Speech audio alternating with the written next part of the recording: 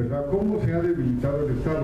Miren, se supone que el Estado mexicano o el mismo Estado norteamericano era muy fuerte de 1945 a 1970, pero del 80 para acá el Estado mexicano lo hemos visto más débil, ¿no? ¿Por qué decimos que está débil? Porque tiene un ejército, ¿verdad? Y tiene policía. Pero bueno, mi debilidad, bueno, lo que yo llamo debilidad no se refiere a eso, sino a una debilidad más sutil, ¿no? Es que antes México, el gobierno mexicano tenía la capacidad de controlar las fronteras, ¿no?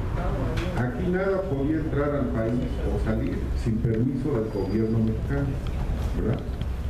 Por eso tenían tanto poder y tanta fuerza, pero ahora ya no la tienen, porque resulta que precisamente gracias a la tecnología, fíjense, ese es otro efecto, ¿no? Muy interesante, gracias a la tecnología, ahora los bancos internacionales pueden meter capital aquí a México en unos cuantos minutos y también pueden sacar capital, ¿no?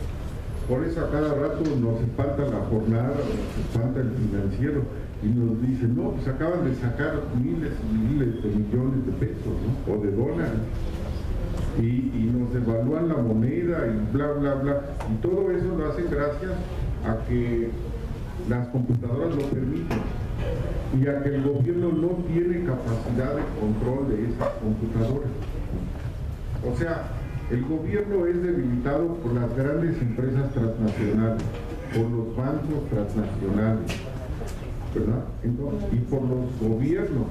Es decir, ahora ustedes han visto que justamente en la prensa nacional a cada rato oímos a organismos como el Banco Mundial, el Fondo Monetario o la OCDE que les están diciendo a todos los países del mundo lo que van a hacer, ¿no?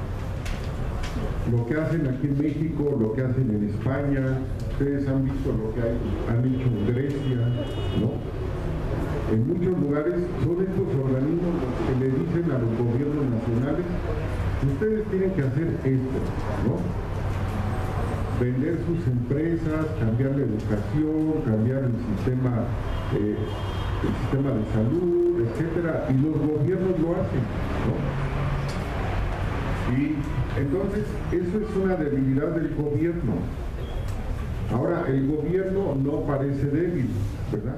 Porque tiene un ejército, tiene una secretaría de marina, tiene muchos niveles de policías que maneja la PGR, que maneja los gobiernos locales, ¿no? Todos manejan muchas cosas, muchas policías. Entonces uno cree que este gobierno es muy fuerte, y pues no lo es. Miren, hace rato aquí Oscar decía algo muy interesante, decía en el cardenismo se establecieron muchas cosas buenas en este país, y el gobierno mexicano se podría decir que era muy fuerte porque tenía el apoyo de obreros, de campesinos, de clases medias, de los indígenas, de todos lados, ¿no? Y desde luego también del lado de pues, muchas instituciones, de los estudiantes, etcétera. Era muy bueno. Bueno, pues ahora yo les quiero preguntar a ustedes, ¿ustedes creen que el gobierno actual tenga el apoyo de millones de campesinos, de millones de obreros, de los estudiantes, de los indígenas? ¿Verdad que no? Ah, bueno, entonces no tenemos un gobierno tan fuerte como era el cardenismo, ¿no? Y eso, bueno, es una gran ventaja, ¿no? Aunque desde el punto de vista económico este gobierno está muy sujeto por empresas transnacionales y por los bancos internacionales, ¿no? Bueno, pero otra experiencia que han dejado el desarrollo del capitalismo es de que a lo largo del siglo XIX y XX se han formado organizaciones obreras internacionales, ¿verdad? Asociaciones internacionales en Europa, ¿verdad? En Estados Unidos, en América Latina, en todos lados se han formado. Claro que no es fácil, ¿verdad?, hacer estas asociaciones, pero son muy necesarias. Si eran necesarias hace 60 años o 80 años, ahora que el capitalismo es más global, ahora es más importante tener asociaciones mundiales, ¿no? Por ejemplo, bueno, la OIT es una asociación donde están los gobiernos, los empresarios y los sindicatos, ¿no? Pero bueno, hace algunas décadas, cuando existía la Unión Soviética, surgió una organización que se llamaba la Federación Sindical Mundial. Actualmente sigue existiendo, pero ya no tiene la misma fuerza o el mismo poder que tenía hace 40 años, ¿no? Bueno, en Estados Unidos también había organizaciones internacionales como la CIO, que se transformó y actualmente se llama CSI. Es una confederación internacional donde también están sindicatos de Europa, de América Latina, de Estados Unidos, de Asia, de todos lados. Y ese tipo de organización pues es lo único que podría permitir que los trabajadores pudieran detener de alguna manera las políticas internacionales, ¿no? Si nosotros queremos defender a México, a los trabajadores, tenemos que pensar en formar organizaciones internacionales, ¿no? Porque así nada más con nuestras asociaciones de barrio o de colonia, pues va a ser difícil, ¿no? A lo mejor sí se logra, pero nos vamos a tardar unos 1000 años, ¿no? Entonces tenemos que pensar en la forma de asociarnos así a nivel nacional e internacional, ¿no? También las organizaciones antiguamente, bueno, no antiguamente, creo que siempre han tenido problemas de división, como ya se ha dicho, ¿no? Es muy difícil asociar a los sindicatos de América Latina, pero es fundamental hacerlo. Es muy difícil asociar a los sindicatos de Estados Unidos en una sola central, pero hay que hacerlo. Oigan, y hablando de Estados Unidos, les voy a platicar una cosa muy interesante. También es medio macabra, pero también les va a dar gusto. Miren, la mala noticia es de que el desarrollo económico, según los bancos internacionales, no me crean mucho, pero según los bancos internacionales dicen que en los próximos 30 años o 40 años va a seguir la ola de migración de mexicanos a los Estados Unidos. Vamos a estar exportando, por así decir, alrededor de 400,000 trabajadores cada año, de aquí al año 2050. ¿Qué les parece? Macabro, ¿no? Bueno, y lo bueno es que miren, dicen que como va a haber muchos mexicanos en Estados Unidos, no, bueno, dicen que existe la posibilidad de que en las próximas décadas todos esos mexicanos que se van para allá van a tener más peso político en los Estados Unidos, ¿no? Y que entonces van a tener diputados, van a tener senadores, van a tener muchas cosas así, ¿no? Y desde allá van a empezar a presionar supuestamente, ¿no?, a los gobiernos mexicanos, ¿verdad? Bueno, esto pues no sé si es de a veras, ¿verdad? Pero es algo que nos están platicando, ¿verdad? A lo mejor para que estemos más calmados, ¿no? ¿Verdad? Pero hay otros compañeros que dicen que esto puede ser algo como una reconquista, ¿no? ¿verdad?, para reconquistar el territorio que le quitaron. Sí, bueno, sí, ese es el pequeño problema, ¿no? Sí. Bueno, y una cosa, como dice la maestra, miren, es que el mismo Barack Obama, aunque se supone que él es descendiente de los afro-norteamericanos, bueno, pues el señor en su cabeza tiene toda la estructura mental y toda la ideología y toda la cultura de los anglosajones, ¿no? Muy a pesar de que es afro-norteamericano, ¿verdad? Y bueno, vean lo que pasó ayer o antier, ¿no?, que están reprimiendo y reprimiendo a los barrios de, ¿verdad?, de afro en Baltimore, ¿verdad? Y esto, bueno, pues lamentablemente sucede con más frecuencia en los Estados Unidos. Entonces, pues la cosa está medio complicada. Yo nomás les vine a platicar estas cosas, ¿no? Pero ustedes son los que deben de empezar ¿no?, a hacernos propuestas. Gracias.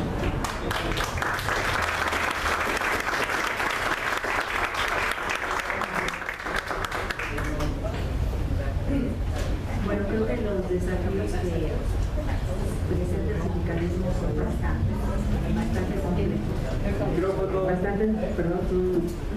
los desafíos y retos que tenemos los sindicalistas son muchos y muy complejos, que vienen desde los nuevos esquemas de la ciencia y la tecnología, estos cambios que en su ascenso han llevado a las incertidumbres, que pareciera que es un concepto teórico, el de la liquidez, pero cuando nosotros vemos que se desvanecen todos aquellos conceptos de seguridad que teníamos, como era precisamente un trabajo estable, como era un salario, como era el acceso a la seguridad social, y que en estos cambios tecnológicos conllevan precisamente a cuestionar y romper con los estándares de estructuras básicas, también han llevado y han convertido a la clase trabajadora precisamente en un ámbito de incertidumbre. Pensamos que el tema es menor. Yo recuerdo que estuve en alguna presentación de un libro, fueron representantes de sindicatos y hablaban gloriosamente de que no se había tocado la reforma laboral del 2012, no se había tocado el ámbito sindical. Me pareció muy grave que tuvieran esta percepción, porque creo que el sindicalismo mexicano no ha acudido a recoger el acta de defunción del sindicato. La reforma laboral, con las diferentes modalidades de contratación, con la existencia del outsourcing, con la limitación de derechos de los trabajadores en la base de salario, los salarios por hora, la reducción y concentración de los esquemas de incremento salarial a través de los términos de productividad, el establecimiento de límites a salarios caídos, es decir, la prevalencia de los conceptos de productividad para el caso del ascenso. Vemos toda una estructura que no se puede traducir en otra cosa que es el rompimiento de la posibilidad material de formar sindicatos. Frente a esta problemática que me parece sumamente grave, que de efecto no es nada más que pasa en México, no es exclusivo de los mexicanos, sino lo podemos ver en cualquier país al que podamos mirar, con menor o mayor resistencia. Comentaba sobre los países del norte de Europa, en efecto, son un modelo, pero hablamos de países sumamente pequeños, en donde ya quisiéramos representan al estado de Nayarit o Colima, en el caso de la concentración de personas que tenemos en México. Frente a esto, tenemos otra práctica muy arraigada en México, que es el decir que se hace y no se hace, con los famosos contratos de protección patronal que hablaba precisamente Oscar, y que Bouzas, Graciela, Arturo trabajaron y denunciaron ante OIT. El problema, insisto, no es menor, es un problema muy grave. Pareciera que con la reforma del 2012 se dejó a la clase trabajadora un pequeño espacio, una pequeña ventana por donde podemos asomar la nariz para respirar. Estamos ante la presencia de gente, y eso en estadísticas del INEGI, que tiene gran parte de la población, más del 42%, percibe menos de 3 salarios mínimos.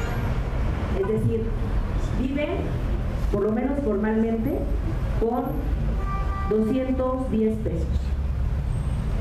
En las mismas estadísticas del INEGI aparecen trabajadores con salario pero sin prestaciones. Es decir, gente que vive tan solo con la base salarial, sin ningún otro concepto. Es decir, sin seguridad social. Lo que nosotros conocemos en términos de OIT como trabajo precario. A eso también le sumamos que INEGI contempla en sus estadísticas trabajadores sin salario.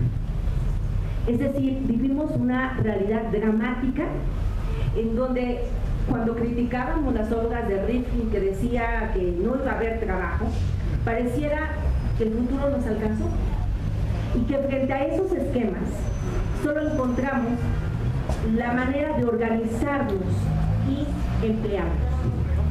Es decir, por eso la ventana de la autogestión sigue siendo vital.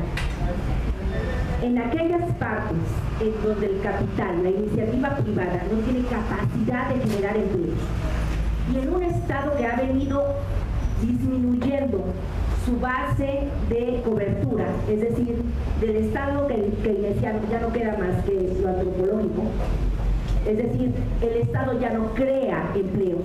Nos decía el secretario de Hacienda que nos íbamos a apretar el cinturón y que iba a haber despidos, que ya estamos empezando a ver en Pemex. Resulta que tampoco el Estado ya va a generar empleos. Entonces tenemos que voltear a vernos nosotros. ¿Cómo nos organizamos? ¿Cómo nos autogestionamos? ¿Cómo podemos subsistir en un mundo capitalista?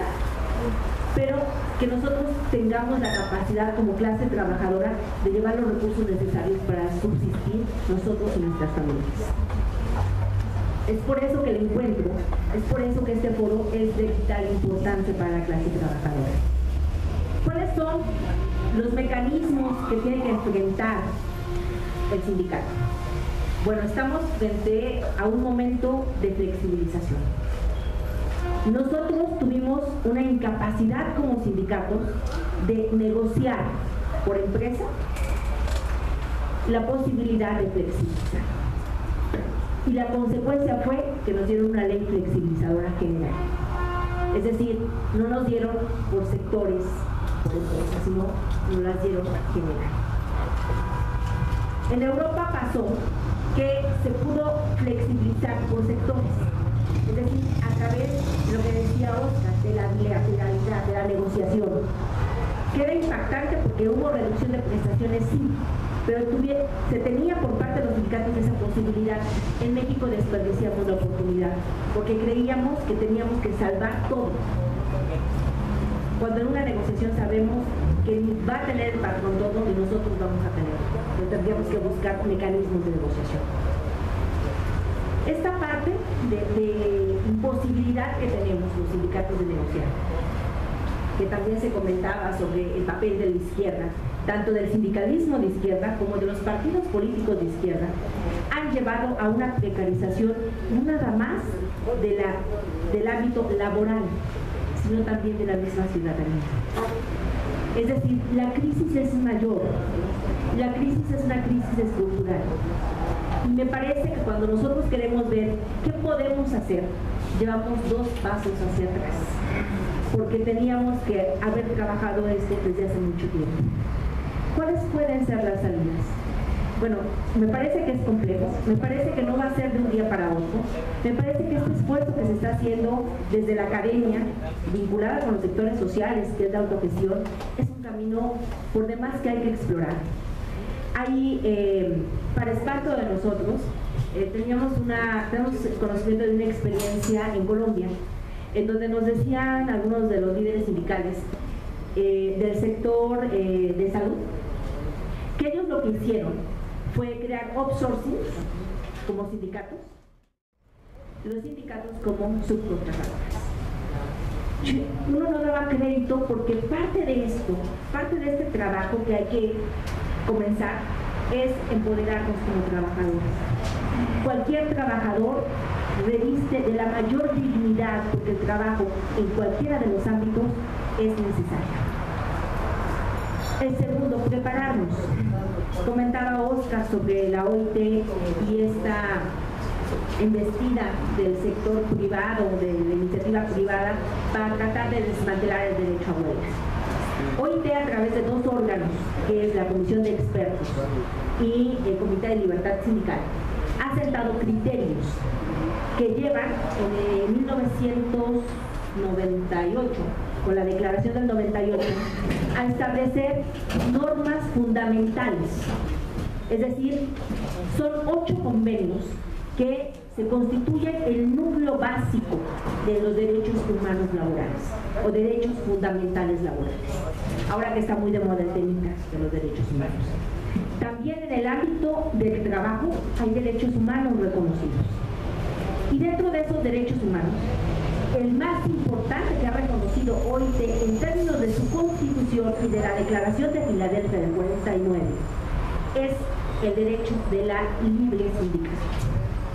En el artículo 2 de este convenio, a través de los criterios del Comité de Libertad Sindical y de la Comisión de Expertos en la aplicación de normas internacionales, se ha determinado que la negociación colectiva y el derecho a huelga son derechos que emanan de la libertad sindical.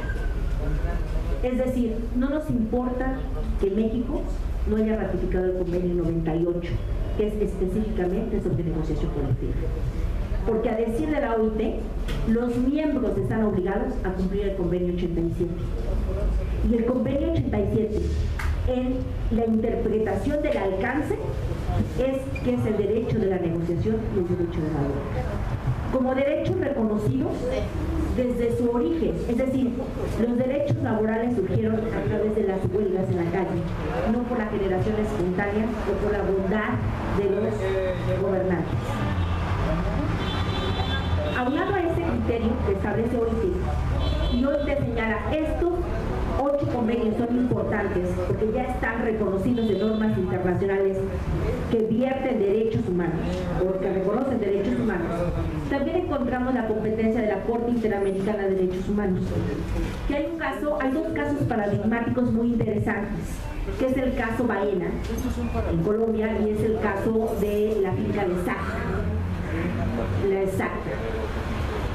Estos dos casos, insisto, que son importantes porque la Corte Interamericana va a dictaminar, va a establecer una sentencia en materia laboral por violación al derecho de libertad sindical, la falta de garantía del Estado en la negociación colectiva. Es decir, tenemos otro documento de carácter de derechos humanos. Este documento se llama Derechos Económicos, Sociales y Culturales. Y tenemos también la Corte Interamericana. Antes de la reforma del 2011, de junio del 2011, nosotros decíamos, la Suprema Corte resolvió y ahí se acabó el show. Hoy podemos decir, la Suprema Corte resolvió, pero nos queda la instancia internacional. Y es ahí donde tenemos que preparar a los sindicalistas. Es decirles que el baile no se acaba con la resolución de la Suprema Corte, que hoy más que nunca está cuestionada. Cuando uno analiza sus discusiones de cómo se interpreta el derecho laboral, sabemos que no lo saben, porque saber el derecho laboral significa sentir el derecho laboral. Nosotros tenemos que ir a nuestros espacios y enseñarles a los sindicalistas que no se acaban. Sabemos que son juicios de carácter ejecutivo y que puede haber muchas críticas porque pareciera que los derechos humanos se han convertido en un discurso, y me parece que lo es, que es tan solo un discurso. Sin embargo, creo que solo nos han dejado esa rendija para poder respirar. Y digo que es un discurso porque en el caso de los feminicidios, para que se pudiera considerar el término de feminicidio y pudiera México establecer en su legislación, hubo más de, a decir de estadísticas, más de 8,000 mujeres desaparecidas en la parte de Chihuahua, Ciudad Juárez. La sentencia de Campo Algodonero se refiere a solo 4 mujeres que fueron encontradas en Ciudad Juárez, obviamente, y que hubo una sentencia en la que se condena al Estado mexicano. Es decir, me parece que no nos va a resolver todo, pero también creo que es el único resquicio que nos han dejado. Y me parece que en esta situación en la que estamos bastante angustiados en este tema de las incertidumbres, porque cuando vemos estadísticas son terribles. Solo el 70% de los trabajadores que actualmente cotizan van a alcanzar a tener una pensión. La pensión que van a poder optar solo es del 25% del salario que actualmente se está percibiendo. Es decir, gran parte no la va a tener y los que tengan estarán muertos de hambre. Cuando nosotros vemos esto, vemos un Estado que cada vez se deslinda de mayores responsabilidades. Es decir, que Keynes, que yo creo que siempre nos referimos a Keynes, pero el Estado y la intervención del Estado en la economía ya se había previsto desde 1917 en la Constitución mexicana, es decir, anterior a las políticas comerciales, donde vemos un Estado que poco a poco se ha ido trasladando a dejar pasar, pero claro, sí, con grandes salarios para la burocracia. Señalaría Bauman en su texto Globalización y sus consecuencias humanas, que el Estado-Nación hace, en el fenómeno de la globalización, hace un striptease, despojándose de todo. Sí sabemos que es un striptease, despojándose de todo, es decir, de cualquier obligación, y quedándose con la mínima expresión, la represión. Bauman, que es un experto en la globalización, retoma este concepto de la globalización del subcomandante Marcos, de un artículo que fue publicado en Le Monde. Creo que estamos en un punto de quiebre. Creo que es necesario buscar infinidad de respuestas, pero sobre todo es unirnos. Hemos perdido la capacidad de sentirnos parte de un colectivo, parte de un engranaje. Y esto, la forma como nos han trabajado. Las mujeres madres solteras en un lado, las indígenas en otro, los campesinos en otra bolsa, los discapacitados en otra bolsa, los adultos mayores en otra bolsa. Y cuando nos volteamos a ver y nos reconocemos, nosotros no estamos jodidos. Y pareciera que cada uno tiene una bolsa diferente, que lo hace único. Cuando nosotros volteamos y veamos que son las mismas necesidades de todos, de tener mecanismos de subsistencia, de tener en este mundo de liquidez y de incertidumbres ciertos elementos de garantía social, me parece que habemos dado un gran paso. Estamos tan fregados nosotros como los venezolanos, como los argentinos, como los norteamericanos, como los españoles. Sin embargo, vemos hacia atrás, hacia América Latina, grandes esfuerzos que se están haciendo, y que creo que sería pertinente precisamente eso, estudiar cuáles han sido los retos que han podido vencer y retomar de ahí las experiencias. Se me da cuenta, agradecemos mucho al espacio de Brújula Metropolitana. Agradecemos a ustedes el estar aquí y abrimos el debate para comentarios y preguntas.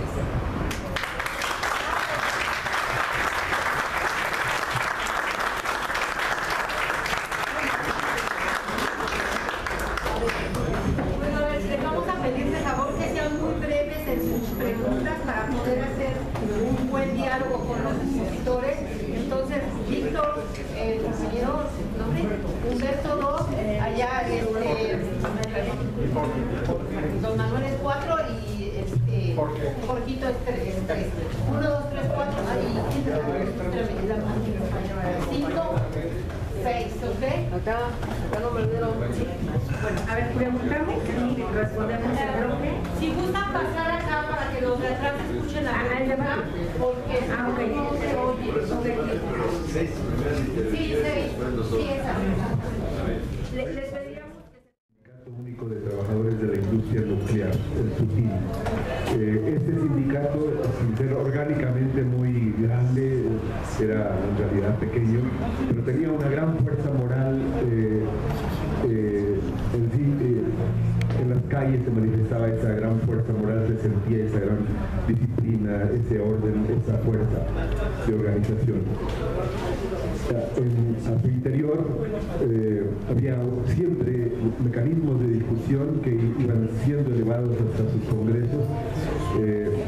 Ellos no solapaban trabajadores deshonestos o papistas y tenían una vinculación permanente con los movimientos sociales y con los movimientos incluso en América Central.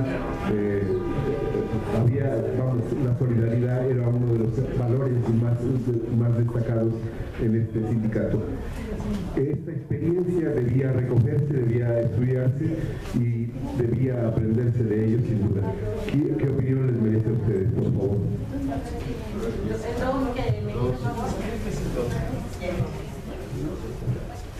Bueno, a ver, luego sigue Jorge y luego sigue pues fuerte, por favor. Humberto González, del Instituto de Estudios Rafael Galván. Quisiera un comentario de la mesa sobre la difícil situación que atraviesa Grecia y sobre las grandísimas luchas que están librando contra el Banco del Europeo y el Fondo Monetario Internacional, así como el Estado alemán, porque creo que es una experiencia que es decisiva. No sabemos si puede desanimar, pero creemos que tiene que ver mucho con la resistencia que está dando la dictadura del poder económico global. Más fuerte, por favor. Jorge, a ver, por favor.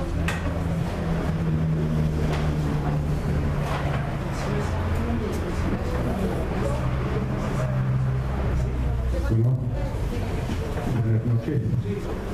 Mi nombre es Jorge Ángel Vázquez y mi pregunta va en este sentido al escuchar la exposición de ustedes y particularmente el doctor Oscar Azaga, ¿no? Licenciado. Bueno, algo de lo que comentan es que se desconoce la historia. Las formas de difusión he visto entre otros sindicatos al ESME como con un departamento de difusión, no por lo que sea el único, por supuesto. ¿Qué tanto hay en posibilidades la difusión más organizada de los logros históricos como para recobrar una identidad colectiva? Esa sería mi pregunta.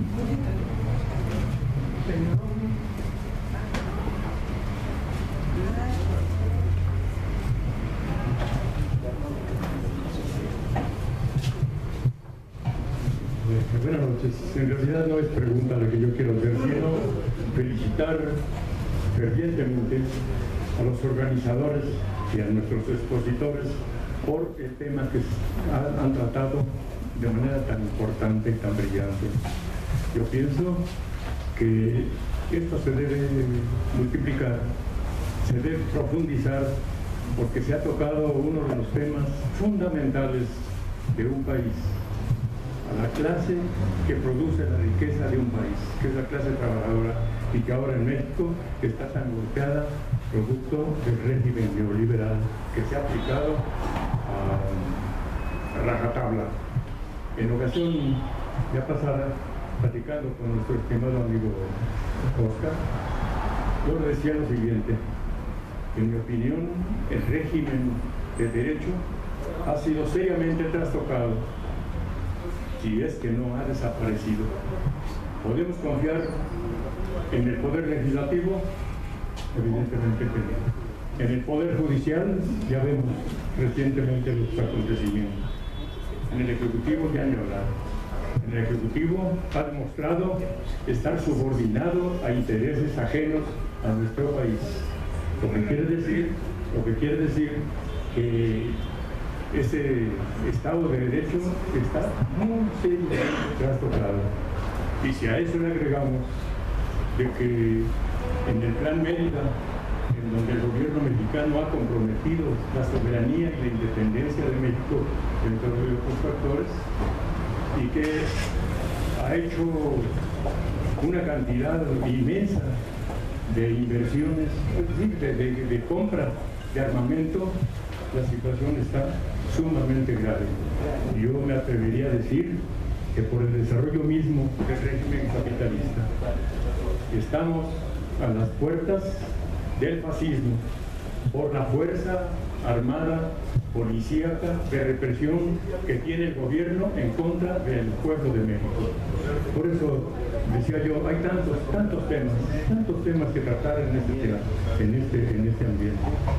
Es necesario que se repitan estas ocasiones de reunirnos para escuchar no solamente orientaciones muy profundas de lo que está sucediendo, sino también para que sirvan como elemento de organización, porque lo que decía la compañera, estamos dispersos, donde quiera hay descontento, hay malestar, pero desorganizadamente y atomizados, somos fácil presa de los enemigos de clase que tiene solamente quiero referir a un tema muy concreto: los salarios. Los salarios representan el nivel que tienen los trabajadores para adquirir sus más elementados elementos para poder vivir. Pero, como ejemplo, podemos decir que se calcula que en 20 años el poder adquisitivo de los salarios ha perdido entre 80 y 86%. A cambio, el presidente de la Comisión de los Salarios Mínimos tiene un ingreso de 2.081.600 pesos, más 78.000, más 275.000 por diversos conceptos durante un año. Compañeros, este es un insulto, una cosa extraordinariamente grave que está pasando en nuestro país. Independientemente de otros temas, yo quiero proponer concretamente que se repitan ese tipo de reuniones, incluso para abordar un tema que es fundamental: la unidad y la solidaridad que debe haber entre la clase trabajadora. Nuestro estimado amigo Javier Aguilar hablaba de las organizaciones internacionales y hablaba de la Federación Sindical Mundial. Podría decir que es la única organización internacional de clase, porque las demás están al servicio de los grupos financieros. Y como corolario, no quiero sin verme más, es imposible aceptar que a estas alturas existan todavía grupos que trabajan en la esclavitud, como sucedió en Baja California con los jornaleros. Y el día parece que fueron organizaciones norteamericanas sindicales, la American Federation of Labor y la CIO, la que brindó solidaridad y protestó ante el gobierno mexicano y ante el gobierno norteamericano, cuando los líderes de las organizaciones que dicen que representan a estos trabajadores ni siquiera nos dieron un dedo. Entonces, pues, compañeros, no quiero explicar más, pero muchos temas importantísimos que debemos profundizar y sobre todo escuchar la orientación de quien está más enterado de estos problemas. Y felicitaciones y muchas gracias.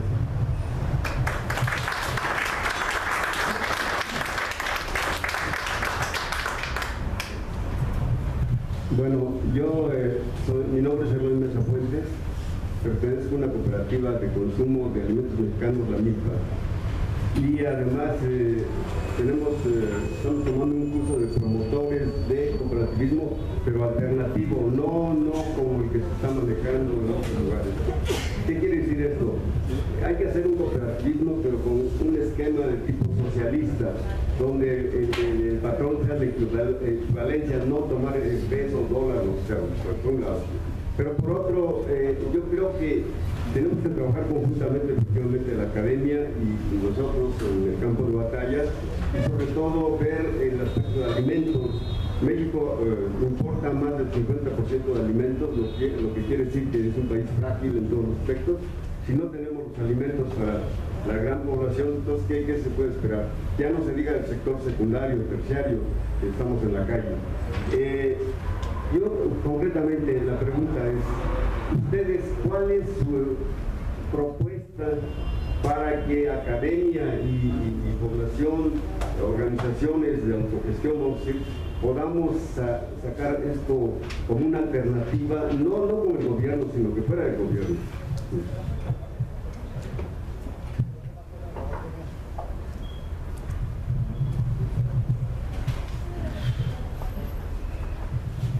Buenas noches, mi nombre es Jorge de la Rosa, vengo del Instituto Politécnico Nacional y solo voy a hacer dos planteamientos y algo que me pareció interesante que leí en el diario La Jornada hace tiempo. Decía León Vendensky, economista muy reconocido, que las reformas estructurales no son netamente una reforma de decir, provienen de la estructura mínima de la sociedad. Dice, la reforma estructural debe de provenir de la mínima parte de la sociedad, no como la está manejando el gobierno. Que el gobierno dice, son las reformas estructurales, pero nunca se tomó en cuenta a las bases que somos nosotros, no la sociedad. ¿De dónde proviene el nombre de reformas estructurales? Cuando no se volteó a ver a la clase, que sostiene, ¿no? El sistema. Es por un lado. Por el otro, también leí que estamos viviendo ahorita la clase trabajadora una pobreza monetaria porque el salario definitivamente no está alcanzando para satisfacer los mínimos requerimientos que nos marca la Constitución. Y en este sentido, ¿cómo podríamos enfrentar esa pobreza monetaria? ¿Cómo la podríamos revertir? Y el último punto que me pareció muy interesante fue cuando dice que la política neoliberal, la política de privatizadora, va a hacer a un lado al Estado como rector de las empresas públicas. ¿Y a qué va este comentario? Ahorita el metro está viviendo un momento decisivo, están empezándolo a privatizar desde los sistemas de mantenimiento al material rodante, el mantenimiento a instalaciones fijas, a instalaciones electromecánicas. Y dice el sindicato, hoy en la mañana lo leía, que venía, ni un peso a las empresas privadas que vengan a dar mantenimiento, porque el capital se va a ir al extranjero y tenemos aquí materia de trabajo. Yo pregunto cómo se va a revertir también esa parte, porque se menciona que se está organizando un bloque entre sindicatos para poder enfrentar estos despidos masivos dentro de lo que es la burocracia, pero no la burocracia de alto nivel, sino la burocracia en la cual estamos inmersos todos los servidores públicos. Entonces, esos son los tres comentarios que quería hacer.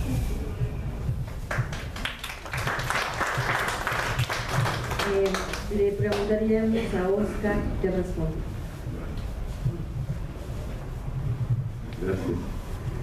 Miren, yo he escuchado con mucha atención lo que decimos sobre el Estado y tengo dudas de si el Estado se ha minimizado o no. Creo que habría que replantearnos bien el problema del Estado por lo siguiente. La crisis de 2008 y 2009, reciente, sobre todo en Estados Unidos, que fue lo que arrastró al resto del mundo, ¿quién rescató la economía norteamericana? La banca, la automotriz y la agricultura. Fue el Estado.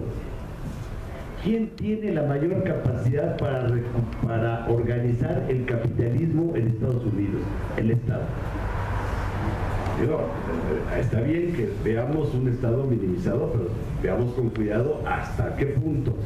En México el Estado es el principal empleador, pero con mucho, sin Pemex, sin CFE, es con mucho 3 millones de personas. Nada más si vemos cuántos policías, maestros y los sectores de salud, cuántos hay, ya nos fuimos arriba de 2 millones. Entonces hay que verlo con cuidado porque el Estado no es, el Estado efectivamente de 1.100 no sé cuántas empresas manejamos en los años 80, 1.154, no. De esas empresas deben de quedar no más de 50, por decir algo. Pero el Estado es otra cosa que no solamente son las empresas. Y en Estados Unidos el principal empleador es el gobierno norteamericano. Y el principal factor de orientación de la economía es el gobierno norteamericano. ¿Por qué? Pues porque él es ni más ni menos que el principal recaudador que hay en Estados Unidos y el principal, con el que se contrata el mayor número de servicios.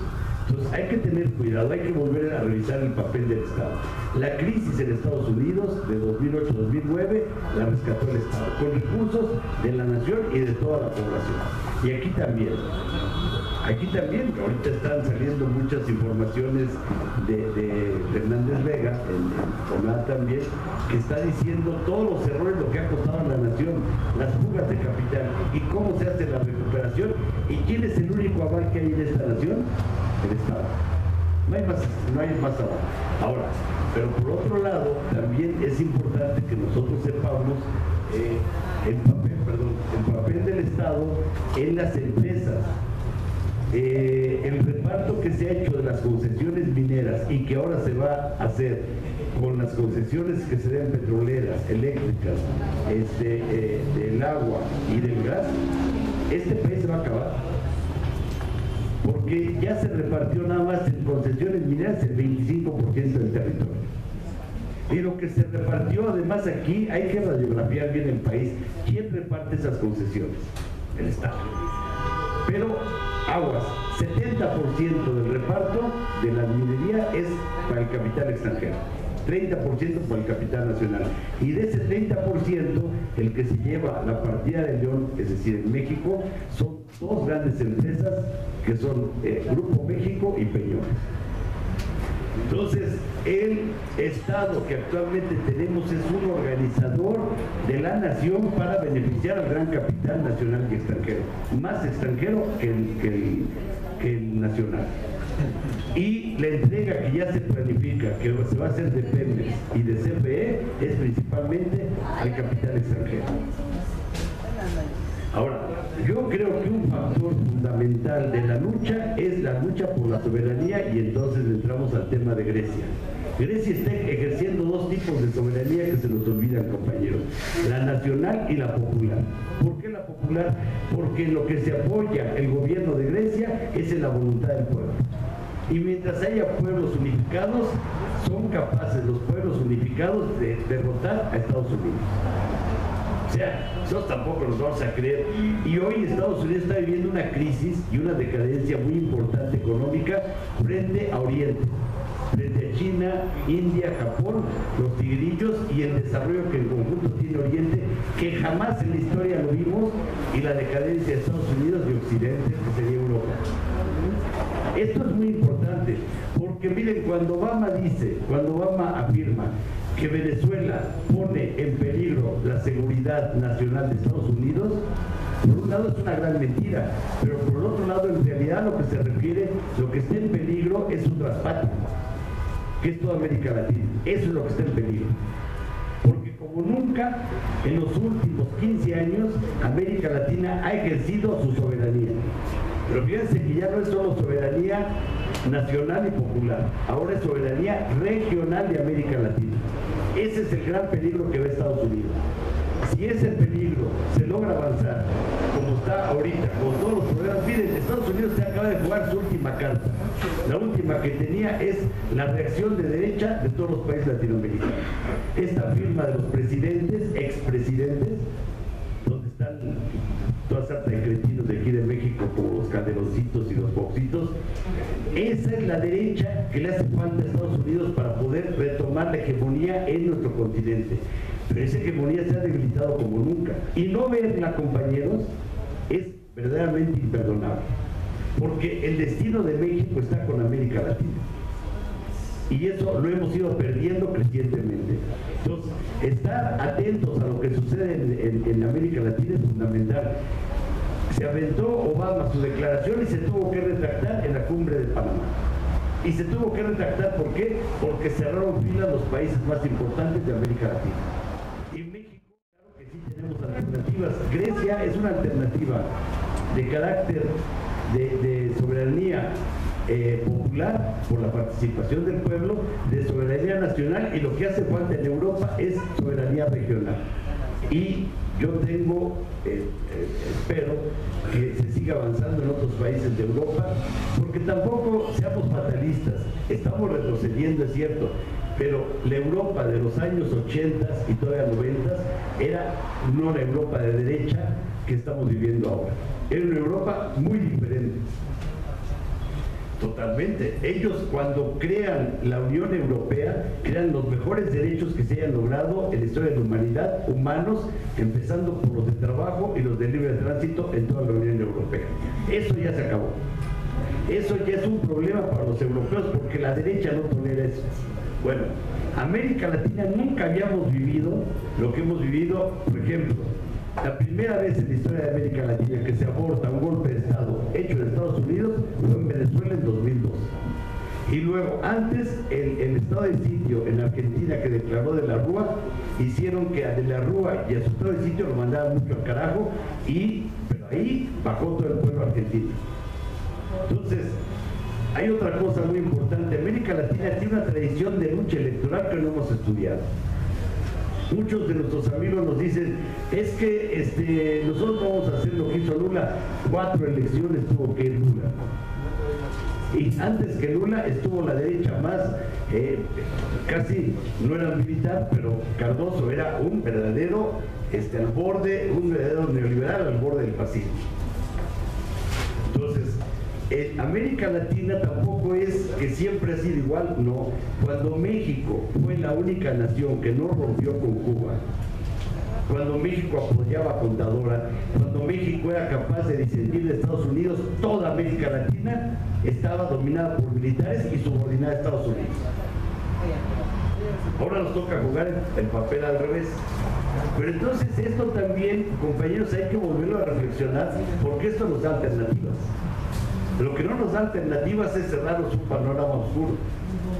Yo de la historia, el compañero que habla de la historia diría lo siguiente: de la historia de México y del mundo, lo que hay que aprender principalmente es la lucha del pueblo y de la clase obrera. Cuando leamos un libro de historia, busquemos, porque es lo primero que unifican el papel. Miren, no vamos a darle muchas vueltas al asunto. El papel de los mineros en la primera derrota del Imperio Español en América Latina fue en la Lóndiga de Granadito. Y ahí no fue un solo minero, Pípila. Fueron los mineros que manejaron la pólvora para destruir el bastión más importante del ejército español. Y luego, si revisamos nosotros nuestra historia con cuidado, vamos a ver el papel de la clase trabajadora. Pero el primero que borra el papel de la clase trabajadora en las luchas es nuestro enemigo de clase. Cuando aquí en México se festejó 200 años de la independencia y 100 años de la revolución, lo primero que hicieron fue borrar el papel del pueblo. No fueron a ver la exposición, no vieron los anuncios de Televisa. Los anuncios de Televisa es los anuncios más huecos que jamás hayan pasado en la historia de México. Era un insulto reducir a las estúpidas imágenes que pasó Televisa de lo que fueron los 100 y los 200 años. Es decir, vaciar el contenido. Nuestra historia está borrada para los estudiantes. Bueno, entonces, pero hay la historia, y hay la historia de la lucha de nuestro pueblo. Yo recomendaría que la historia de la lucha de nuestro pueblo fuera la que rescatáramos principalmente. Ver cómo se llegó a uno de los mayores triunfos de todo el mundo, que fue la nacionalización del petróleo en 1938, empezó siendo una obra de los petroleros, después fue una obra de la clase obrera mexicana y al final de todo el pueblo participando en ese triunfo. Los pocos días que este pueblo se ha sentido orgulloso fueron los inmediatos posteriores al 18 de marzo de 1938. La gente respiraba a lo ancho. Este era un país de vanguardia a nivel internacional. Por ese acto, México se fue hasta delante de todo el mundo. Hoy estamos orgullosísimos de lo que está haciendo Evo en Bolivia. Bueno, es válido lo que hace Evo a lo que se hizo en aquel entonces, en esos años. Tenemos que volver a medir lo que fue en aquellas medidas enormes que se tomaron. Y Estados Unidos pidió en la Segunda Guerra Mundial tener bases en México y no se permitió tener bases en México. Y todavía que yo sepa, bueno, la reforma ya permite que los guerreros norteamericanos entren armados, ¿no? Que es una vergüenza. Pero en Colombia hay 9 bases militares.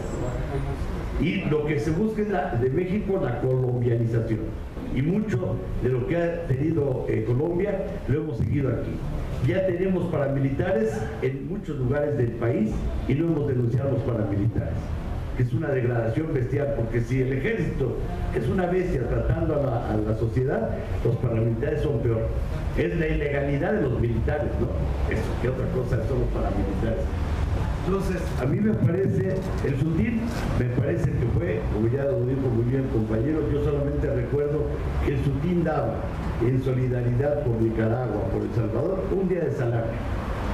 Entonces, efectivamente, y yo diría que por esa razón fue por la que el gobierno, fue en 82 cuando desaparecieron el SUTIN, ¿no? Bueno, no todo el SUTIN, pero la parte medular del SUTIN, precisamente por eso lo golpearon, ¿no? Y fue el Estado mexicano, el gobierno, el que destruyó esa alternativa que fue muy inteligente, ¿no? Que tuvo, ahí todavía hay muchos compañeros que siguen militando salidos de la organización. 3 cosas. Ahorita en México, para concluir, la demanda de titularidad de los contratos colectivos de trabajo se vuelve una tarea fundamental de todas las organizaciones sindicales independientes. ¿Saben qué es eso? Miren, al sindicato minero le llegan solitos porque tiene fama el sindicato minero de tener aumentos salariales arriba del tope. Y de esto ya tiene más de 10 años, no sé cuántos, el sindicato minero. ¿Qué dicen los trabajadores? Ahorita y el mes que viene, sobre todo el mes que viene, en mayo, es el mes de la inconformidad de la clase obrera porque no hay utilidades. Porque ya lograron los patrones destruir un derecho constitucional que es el derecho a las utilidades. Entonces hay muchas protestas y muchos trabajadores de distintos gremios que tienen a la CTM. La CTM ni siquiera los trabajadores saben qué contrato tienen ni quién es su líder, porque esto es propio del sindicalismo blanco de Monterrey. Esa es una laguna que tenemos muy importante nosotros. ¿Qué es el sindicalismo blanco? ¿Qué es el sindicalismo patronal? Porque es un tipo de control de los trabajadores que no está ni en manos de los charros ni en manos del gobierno, sino directamente de los patrones. ¿Y cómo se ejerce? Tenemos que saberlo. Bueno, cuando esos contratos colectivos están en manos de estos líderes sindicales, es más fácil. Si la ONT, si la Central Nueva, el SME, empiezan a demandar los contratos colectivos de trabajo, tenemos que rescatarlos con los trabajadores. Son los derechos de los trabajadores. 1, 2, sobre lo internacional, que ya los compañeros que me antecedieron dijeron, hoy nadie puede trabajar a nivel nacional ni menos local. O nos internacionalizamos o nos quedamos rezagados. El artículo 1 de la Constitución dice que nuestros derechos son nacionales e internacionales, incluyendo la jurisprudencia internacional. Y no solo son los convenios y las instancias, sino lo que hay que hacer con el derecho internacional es meterlo en nuestro derecho nacional. Todos los días, y en todas nuestras demandas, meter todos esos derechos internacionales que están consagrados en el artículo 1 de la Constitución, como dijo Quetzalcóatl. Pero no solamente hay que ir allá, sino aquí hay que traer todo el arsenal internacional a nuestro derecho nacional y hacerlo valer aquí y pelearlo como esos derechos que son, y no solamente pelearlos en aquellos lugares. Pero desde luego, en México cada vez se cierran más las puertas a la justicia y crecientemente estamos acudiendo a los tribunales internacionales. No nos queda otro. Pero no acudamos solamente a los tribunales internacionales, a la organización internacional, a los contratos colectivos de trabajo internacionales y a las huelgas internacionales. Es decir, en nuestra época tenemos que actualizar el viejo derecho del trabajo mexicano, donde decía Mario de la Cueva, las tres instituciones básicas son indivisibles. Y Óscar Hermida, un admirable jurista uruguayo, decía, sí, está bien, son indivisibles, pero hay que llevarlos al plano internacional. Y los europeos tienen una gran falla, el sindicalismo europeo, que en muchas cosas es admirable, no ha podido pasar de las huelgas nacionales a las huelgas regionales. Y hoy tenemos que ver la perspectiva de que tenemos que ir a huelgas regionales, me refiero a varios países, ¿no? Contratos colectivos también de varios países y organizaciones sindicales, desde luego, de varios países. Y tenemos que acudir crecientemente. Esa, a mi manera de ver, es una de las grandes virtudes del sindicato minero, a pesar de que su dirigente esté en Vancouver. Creo que ya se aclaró que no se robó los 55 millones de dólares que Televisa 2 años estuvo lanzando por spots, porque ahí estaba detrás Germán Larrea. Una lucha ejemplar que hay ahorita, me parece a mí, es la de Cananea, donde pobladores del río Sonora que fueron afectados por el derrame de los contaminantes, junto con el sindicato minero, están peleando. Que yo sepa, es la primera vez que se lleva una lucha de esta magnitud, que es un poco lo que decían también de los jornaleros de San Quintín y Estados Unidos. El apoyo de la FNCO a los mineros de jornaleros de San Quintín es decisivo. Pero como alguien bien lo dijo, los jornaleros de San Quintín están por todo México. Este es un caso particular, especial, que ha llamado la atención, pero donde quiera que nos movamos, ahí están esos casos. Entonces, creo que tenemos muchísimas perspectivas de poder avanzar. Gracias.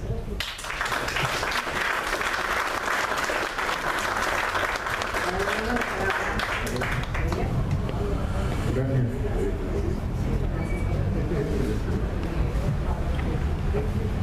Oigan, pues voy a dar uno o dos comentarios.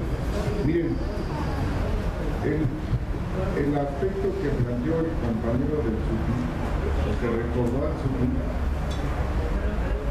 pues yo creo que es muy importante, porque ahí se plantea efectivamente que este sindicato en los años 70 estaba muy vinculado a los movimientos sociales, ¿no? Y en los años 80, cuando se empieza a aplicar la nueva política, esta de austeridad o la política neoliberal, entonces el sindicato y otros muchos fueron desapareciendo, ¿verdad? El gobierno los fue golpeando de una o de otra manera y desaparecieron. Y bueno, si esto sucedió con los sindicatos independientes, también debemos decir, ¿verdad?, que del año 80 para acá, los sindicatos oficiales como la CTM, la CROC, la CROM, la FESTE, ¿verdad?, todos esos sindicatos, pues prácticamente no luchan, ¿verdad?, no han luchado. Aceptan el nivel de salarios que el gobierno les ofrece, aceptan la reducción de los contratos colectivos, aceptan todo. La política económica del gobierno no la discuten, ¿verdad? Aceptan todo lo que dice el gobierno, todo lo que dice Hacienda, lo que dice el Banco de México. Para ellos todo eso es inamovible. O sea, los sindicatos mexicanos, bueno, actualmente por el lado de los sindicatos independientes, como ya se decía, están pues bastante debilitados, ¿no? El Frente Sindical Mexicano, que existía hace varios años y tenía mucha fuerza, pues giraba casi siempre alrededor del SME, porque el sindicato era el más fuerte, el más combativo, y además tenía una empresa muy importante en sus manos, ¿verdad?, era la compañía de vida. Pero cuando le quitan a este sindicato la compañía, entonces se queda como flotando, ¿verdad? Bueno, afortunadamente sigue existiendo, ¿verdad? Y está lanzando iniciativas, propuestas, lo cual está muy bien. Pero pues lamentablemente ahora yo no le veo así mucha fuerza, ¿no?, como la podía tener hace 10 años, ¿verdad?, o 15 años. Bueno, entonces, Los sindicatos han disminuido sus luchas, su presión, ha disminuido muchísimo. Casi no hay huelgas en este país, ¿no? Los contratos están por abajo. Entonces, lo que hemos visto en estos últimos años también es el surgimiento de los nuevos movimientos sociales. Bueno, nuevos entre comillas, ¿no? Por llamarlos así, de movimientos de los jóvenes, movimientos de los estudiantes, movimientos por la justicia, movimientos de apoyo a los indígenas, contra la inseguridad, contra la injusticia. Todos estos movimientos que han surgido en todo el país, digamos, son una muestra pues de que gran parte del pueblo mexicano pues, no se queda callado, ¿verdad? Ante la situación tan difícil que todos vemos, ¿no? Y que todos sentimos. Entonces, no se quedan callados y luchan y combaten, etcétera. Pero como el otro día platicábamos este asunto con otros compañeros, ellos decían, bueno, a mí me parece que los movimientos sociales más recientes son muy importantes, tienen mucho empuje, mucha fuerza, pero finalmente no tienen un plan estratégico, ¿verdad? No tienen un plan para, digamos, para combatir la política económica general del gobierno. No tienen un plan estratégico para combatir la política laboral, ¿no? Que nos aplica. No tienen un plan estratégico para construir, digamos, un nuevo programa de desarrollo del país, ¿no? Como lo decía, bueno, Cárdenas hijo y Cárdenas el viejo, ¿no? Que este país necesitaba tener un programa político, ¿no? Bueno, pues ese programa lamentablemente hasta ahora no lo han podido construir en los movimientos sociales, ¿no? A mí me parece muy importante pues lo de Ayotzinapa, lo del Politécnico, lo de las universidades, lo del movimiento M132, ¿no? El Yo Soy 132, ¿no? Etcétera. Son movimientos muy importantes y surgen en coyunturas básicas, ¿no? Rechazan una política, persiguen alguna cosa. También ha habido muchos movimientos que se oponen a las grandes construcciones, estas de los megaproyectos, se oponen y a veces triunfan y a veces no triunfan. Pero igualmente no son movimientos, digamos, que tiendan a unificarse, ¿verdad? Se mantienen siempre en una lógica de que, bueno, yo persigo esto, ¿no? Por ejemplo, que no se construya el aeropuerto, ¿verdad? Ya. Bueno, y entonces se mantienen en esa posición y se mantienen, y bueno, y lo logran, quizás detienen un tiempo, ¿verdad? El famoso aeropuerto. Pero después, ¿qué pasa? Como que se disuelve el movimiento y otra vez los gobernantes sacan su banderita, ¿no? Y dicen, vamos a construir el aeropuerto, ¿no? Dicen que está más alejado, ¿verdad? De ahí donde fue el movimiento hace varios años. Pero lo cierto es que el gobierno sí tiene un programa, tiene un plan, tiene conciencia de lo que está haciendo, está más unificado, obviamente, ¿verdad?, que los millones de trabajadores, los millones de pobladores de este país. El gobierno está organizado, tiene estrategia y tiene un ejército, ¿verdad?, por si me faltara algo. ¿Mande? Tiene a los partidos también, claro, de su lado, ¿no? Bueno, esto de los partidos políticos es muy importante al analizar los movimientos sociales, porque resulta que los movimientos sociales casi no recurren a los partidos políticos, no recurren a ellos, más bien los critican, ¿no? Porque dicen, no, pues el PRI me ha hecho esto, el PAN esto, y el PRD esto, y el Verde nos ha hecho esto, y esto, y esto, ¿no? O sea, yo no he visto que los movimientos sociales de todo el país estén buscando a los partidos para que los apoyen. No los buscan, pero al revés, también les puedo decir que es cierto. Los partidos políticos no se preocupan por apoyar a los movimientos sociales.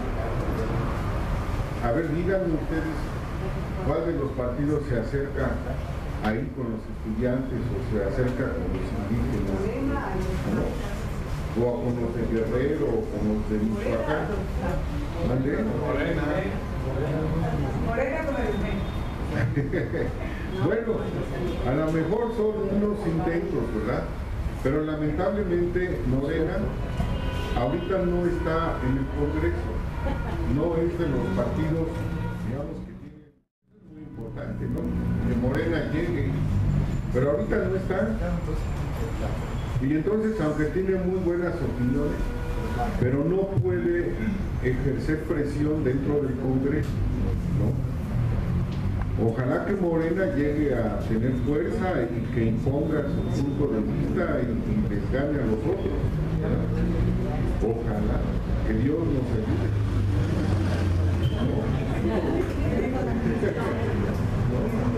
Bueno, oigan, y en el caso de Grecia les quiero comentar lo siguiente. Efectivamente, yo creo que Grecia es una cosa muy grave, ¿no? Que miren, ese gobierno, bueno, el gobierno de Grecia de hace, ¿qué serán? Unos 15 años, igual que otros países europeos, empezaron a tener problemas y entonces empezaron a recurrir a los bancos de Europa, a los bancos de Alemania, al Banco de Francia, al de Inglaterra y luego al Banco Central Europeo, ¿no? Y estos bancos le dijeron a estos gobiernos de Grecia, muy bien, ¿quieres dinero para resolver tus problemas? Te lo prestamos, pero nos vas a pagar a tales tasas de interés, ¿no? Que obviamente son muy altas. Y los gobiernos aceptaron. Dijeron, sí, cómo no, nosotros te pagamos, no te apures.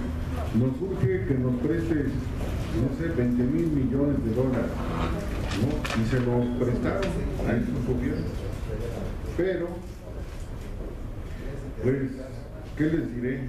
Por problemas de mala administración, por falta de una estrategia también económica, por falta de experiencia quizás, no supieron qué hacer con tanto dinero, ¿sí? Y entonces el gobierno se fue endeudando más y más. Ahorita es muy difícil explicarse por qué a Grecia todavía le llaman Grecia, porque casi toda su economía, casi toda, el 90%, está en manos de los europeos, de Francia, de Alemania, bueno, sobre todo de Alemania.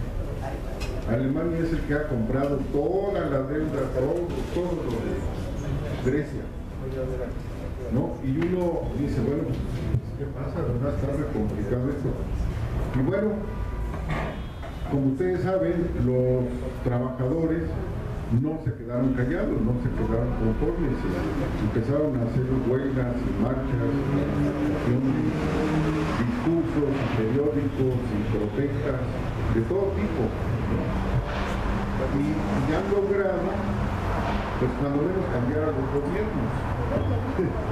Actualmente acaba de entrar al gobierno un partido de izquierda y nos decían que era un partido de izquierda muy radical, pero muy radical, ¿no? Y pues aunque es muy radical, pero ha tenido también que sentarse a negociar con los bancos de Europa, porque si no negocian, quiebran a este país, lo quiebran. Y los trabajadores de Grecia, pues aunque protestan, pero no han logrado hacer crecer su fuerza. Quizá, como decía Oscar, es muy lamentable, digamos, que todos los sindicatos europeos vean la triste situación de Grecia y no los apoyen, ¿verdad?, en hacer una huelga general, porque efectivamente no lo han hecho. Entonces, pues, ¿qué es lo que va a pues no sé qué va a pasar, pero la cosa está muy difícil, ¿no? Porque el gobierno es de izquierda, pero pues al ver la situación no le queda más que platicar con el gobierno que son de derecha, usar los términos que usa aquí Oscar, ¿no? Pues sí, se tiene que sentar a platicar y pedir que le den más plazos y que le bajen la tasa de interés, etcétera, y que le hagan nuevos préstamos. Porque si no le hacen nuevos préstamos, otra vez pierden, ¿no? Y entonces ahí es muy importante pues que los sindicatos de Europa que están agrupados en una organización que se llama Confederación Europea de Sindicatos, pues desarrolle también una estrategia, ¿verdad? para apoyarse entre todos, no solo a los griegos, sino también a los de España, a los de Italia. Ustedes han visto que también en España está la situación muy mal, ¿no? En México, miren, según las cifras del INEGI, tenemos algo así como el 5% de desempleados, que equivale como a 2.5 millones de desempleados. Pero en España se dice que hay alrededor de 25% de desempleados, lo cual pues significa como 6, 8 millones de trabajadores, que para España, que tiene menos población que nosotros, es mucho, ¿no? España tiene en total como 60, 70 millones de gente, cuando no. Y México pues ya tiene 120 millones. México es más grande. Aquí el gobierno da la cifra de que tenemos 2.5 millones de trabajadores en el país. ¿Ustedes lo creen? ¿Verdad? Ni yo tampoco. ¿Verdad? Pues no lo reconocen tampoco ni el Banco Mundial ni el Fondo Monetario, porque el gobierno les manda esas cifras, ¿no? Y le dicen, mira, aquí nosotros nomás tenemos un desempleo de 2.5 millones, y aquellos se ríen nada más, y dicen, ¿cómo México va a estar así? No tiene un plan de desarrollo industrial, no tiene industria. ¿Saben ustedes que la industria mexicana creció muchísimo, de 1940 a 1982? Desde el año 82 para acá no ha crecido, más bien se hace más pequeña la industria mexicana, ¿no? Lo que tenemos son más maquiladoras, más negocios, más comercio, ¿verdad? Pero no hay, digamos, mayor producción industrial, o sea, nuestro aparato industrial no ha crecido. Entonces, eso es un grave problema. Pero bueno, yo creo que el último comentario que les quería hacer es de la...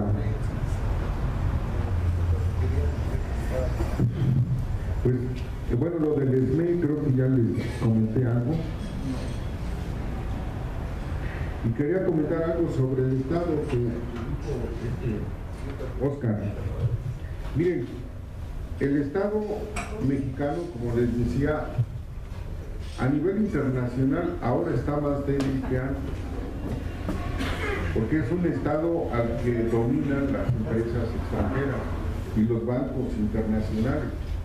Esos bancos no le permiten al gobierno mexicano tomar muchas decisiones, o las toma pero solo decisiones domésticas que no le vayan a afectar a los bancos internacionales o a las empresas internacionales.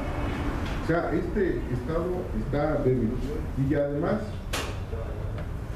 es un Estado, como es de un país mediano, está subordinado a lo que hacen los Estados Unidos o a lo que hace la Unión Europea.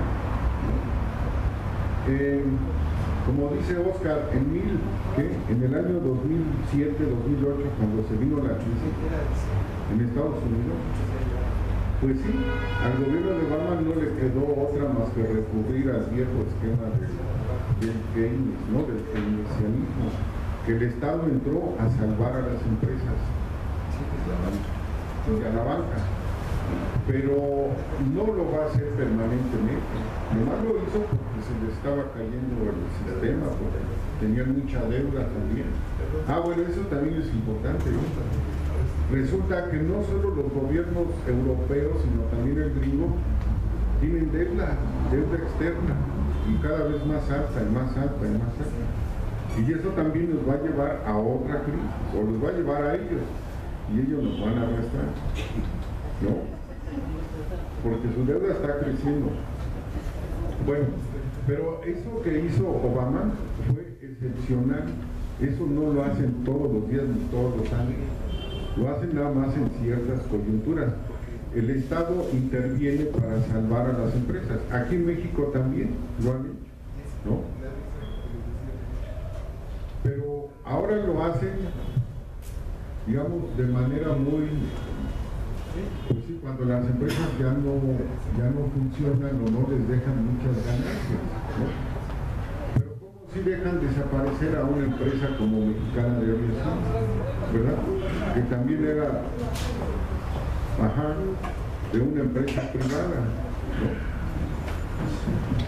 ¿no? O sea, nosotros debemos de pensar, insisto, más bien en que los trabajadores o los movimientos sociales vayan tratando de construir un nuevo programa de país, una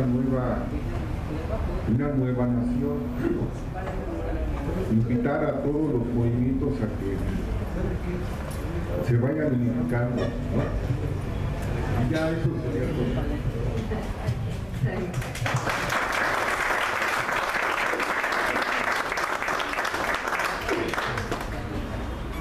¿Alguna otra pregunta, algún comentario?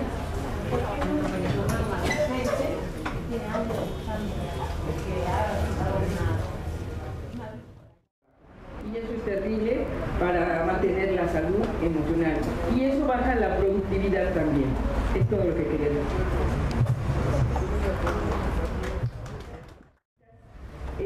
Me gustaría que si Oscar puede dar alguna información sobre la iniciativa de sindicato mundial o algo así que están teniendo los mineros en Canadá, que me parece, aquí se habló de la necesidad de unidad internacional, bueno, me parece que sería interesante escuchar algo de eso.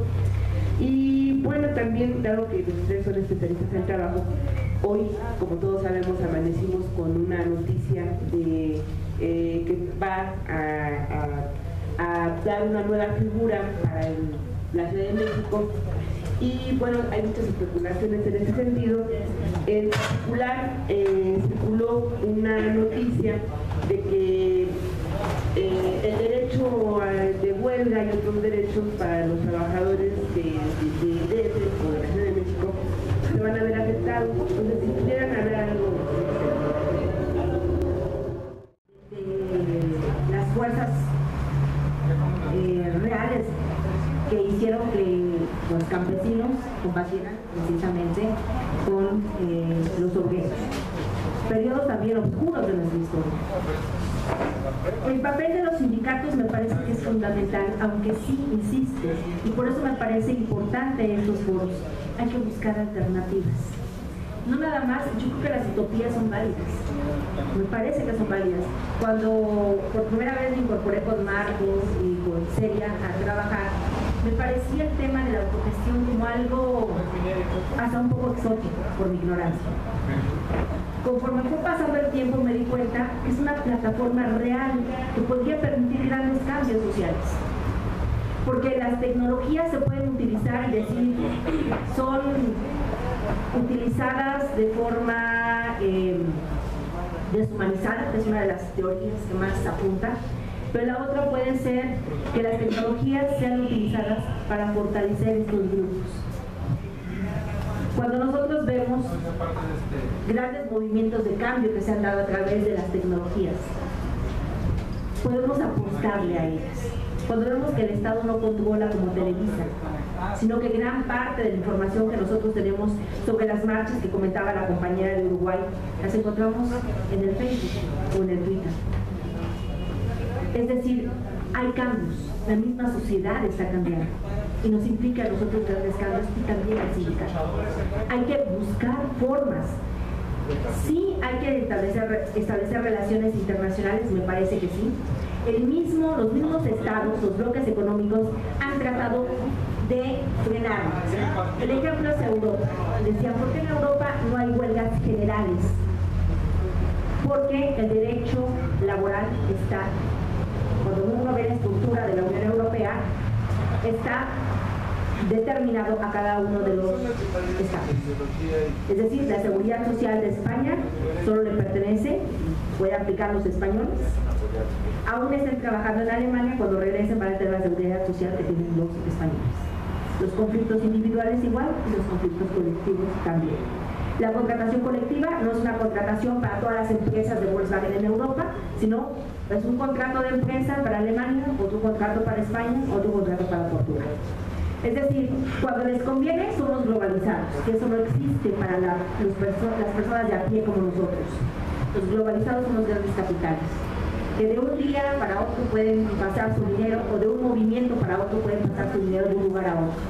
Y hoy amanecer en México y anochecer en Singapur.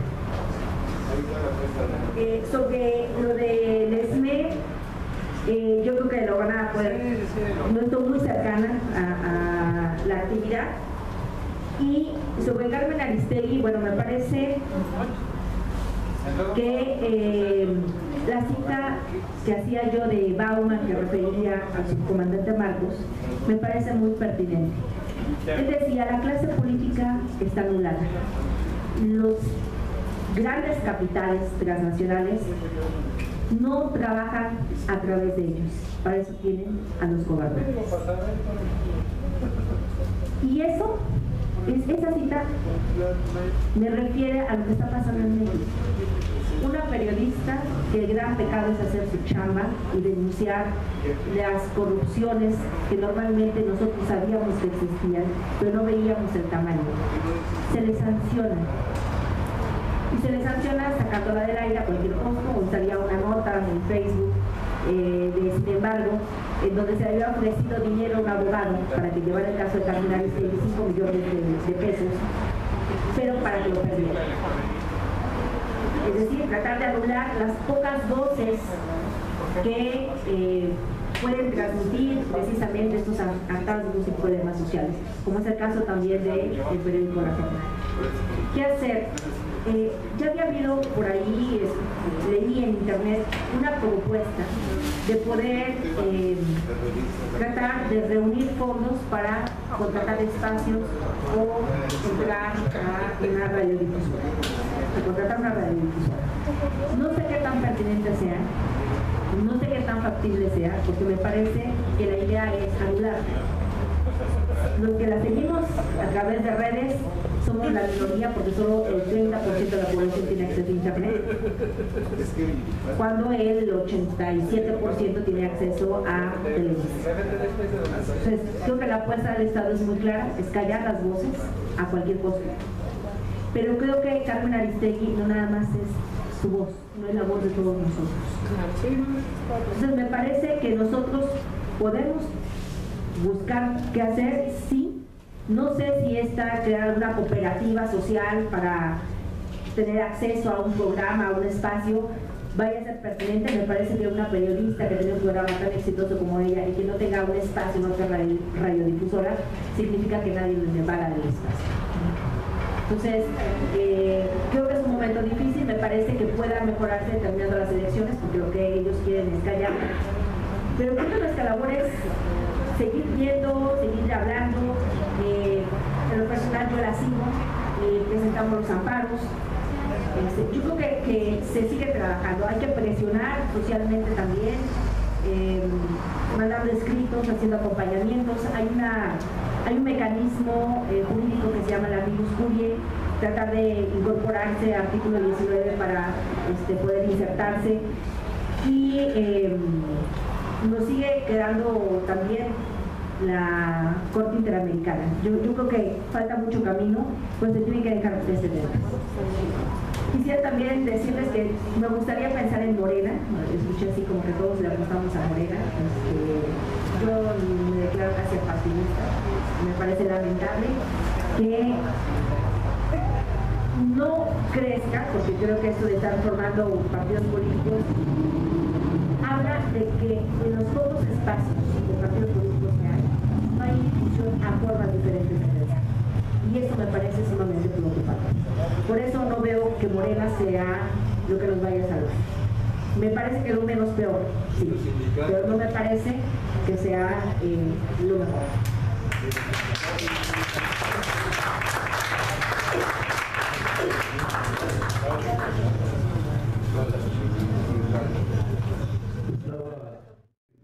De que la realidad que vivimos hoy debemos tener una interpretación cuidadosa, porque el México de hoy no tiene nada que ver con el México de hace 40 años. A mí, hoy, aquí dijimos que el 60% de los trabajadores están en la economía informal y el 40% en la formal. Las estadísticas de 1977 decían al revés, 70% en la formal y 30% en la informal. Algo pasó aquí muy importante. En 1970 teníamos 5 millones de mexicanos en Estados Unidos y hoy hay 35 millones de mexicanos en Estados Unidos. En 1975 apenas se habían otros 5 millones de latinoamericanos en Estados Unidos, incluyendo Puerto Rico, y ahora hay alrededor de otra proporción similar a la que tiene México. Es decir, 33 años de neoliberalismo no se pasan en broma. 33 años de cambios hacia la derecha, de corrimiento de este país hacia la derecha, no es cualquier cosa. Entonces, pensar que la situación que ha habido aquí ahora en México estuvo hace 30, 40 años, me parece que es un profundo error. Quien tuviera un niño en una guardería del Seguro Social en los años 70, 80, tenía un gran orgullo porque eran las mejores que ni las privadas. Eso no existe hoy ni en broma ni remotamente. Oye, lo que nosotros no podemos es ignorar la realidad, porque entonces parece que siempre hemos vivido en el mismo país. Pero miren, en los años 70 y 80, México no tenía partidos. Tenía un solo partido. Y a partir de 88, México vivió un nuevo tipo de lucha que no existía antes. Porque eran luchas muy marginales las que daba la izquierda en las luchas electorales. En 88, por primera vez, el PRI pierde las elecciones y viene un megafraude.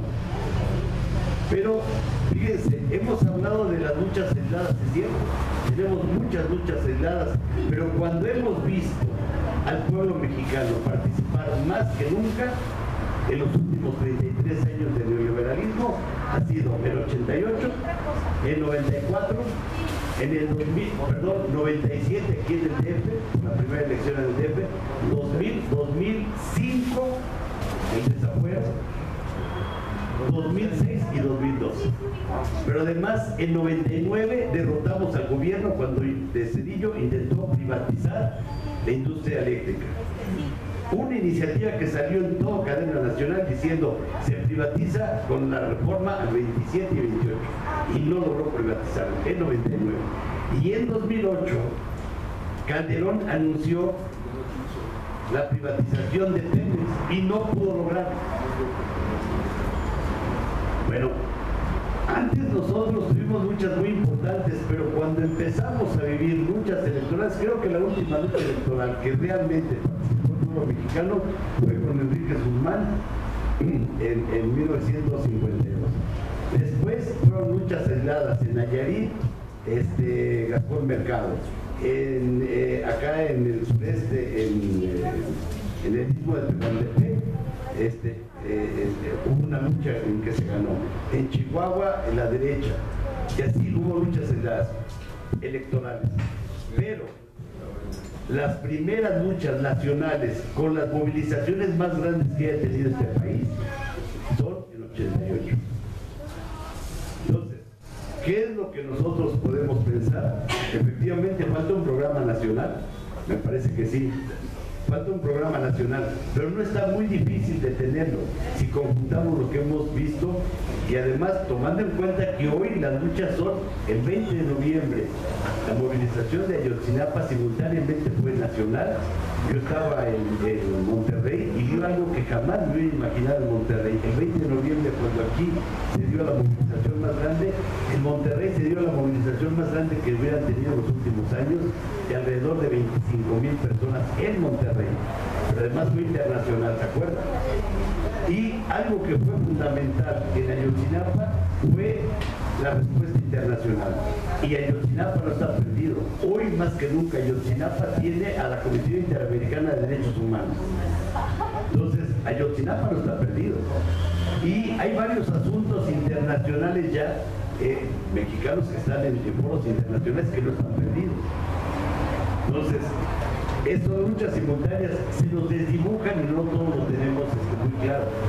Pero hoy más que nunca Ayotzinapa tiene perspectivas, porque ya se destrozó la verdad histórica de Murillo Karam. Esa se echó abajo. Y miren, en el caso de Carmen Aristegui, es cierto lo que se dice.